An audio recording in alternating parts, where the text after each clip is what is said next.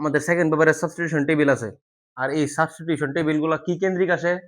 Maximum আমাদের unseen বলো আর হচ্ছে তোমার প্যাসেজ বলো, সব হচ্ছে তোমার বায়োগ্রাফি মূলক। কি মূলক? বায়োগ্রাফি, মানে ব্যক্তি কেন্দ্রিক।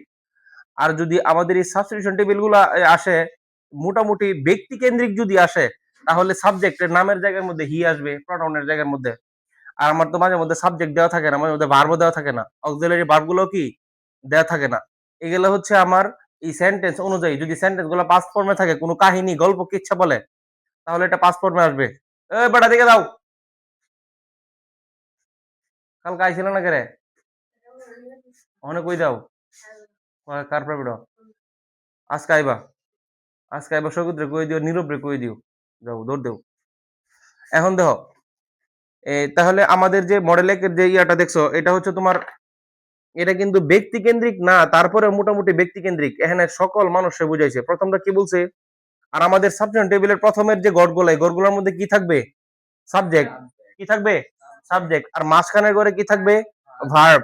আর যে একদম একদম সাইডে যে এগুলোর মধ্যে কি থাকবে? অবজেক্ট। তাহলে তিনটা ঘরের মধ্যে তিনটা ফর্মে আছে নাকি? আচ্ছা, প্রথমটা কি বলছে? ক্যারেক্টার। এরপর আমার বি দেওয়া আছে, মাঝখানে একটা ঘর খালি আছে। তাহলে বি মানে কি? আমার বি ভার্ব। বি ভার্বের ভিতরে কি কি আছে? Am, is, are, was, were, be, been, being. কিন্তু এখানে বি, বিন, বিং দরকার নাই, আমার প্রেজেন্ট যেহেতু আছে এম, ইজ, আর, এই তিনটা থেকে আমার লাগবে। তাহলে কি লাগবে? Character is.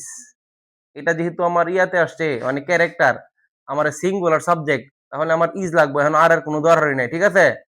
তাহলে ক্যারেক্টার ইজ, এই সাইডে কোনটা মিলবে? The crown of a man. চরিত্র হচ্ছে মানুষের মানে মূল্যবান সম্পদ বলতে পারো, বা চরিত্র মানুষকে মূল্যায়িত করে, বা হচ্ছে চরিত্র হচ্ছে আমাদের মুকুট, মানুষের মুকুট, মুকুট স্বরূপ। বুঝতে পারছো?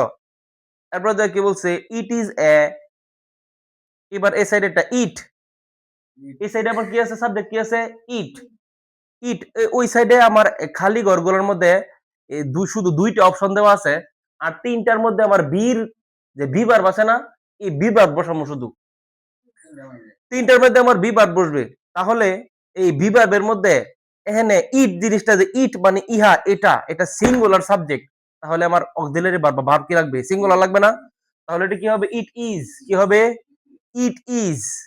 আচ্ছা, ইট ইজ এর পরে আরেকটা শব্দ আসছে, দেখো, it is a mental or moral nature. It is a, দুই নম্বরটা, it is a mental or moral nature. Mental অর্থ হচ্ছে মানসিক, মোরাল অর্থ হচ্ছে তোমার গুণগত। এটা হচ্ছে তোমার মানসিক আর হচ্ছে তোমার চারিত্রিক গুণের একটা ব্যাপার স্যাপার। নেচার মানে প্রকৃতি। বুঝতে পারছো? আচ্ছা, এবার তিন নম্বরটা ধরো, ইফ ক্যারেক্টার, যদি আমাদের চরিত্র, যদি আমার চরিত্র, এই চরিত্ররে বুঝাইছে, তাহলে আরেকটা বি ভার্বই হবে। যদি আমার চরিত্র, ইফ ক্যারেক্টার ইজ, এই যে আমি তোমাদেরকে কিছুদিন একটা ভিডিও বলছিলাম না, if money is lost nothing is lost, if health is lost something is lost, if character is lost everything is lost বলছিলাম না? এই যে এটাই দেখছো কি বলছে? If character is lost everything is lost.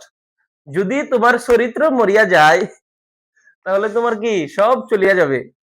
পরে দেখো কি বলছে, পরে 4 নাম্বারটা, এভরিবডি।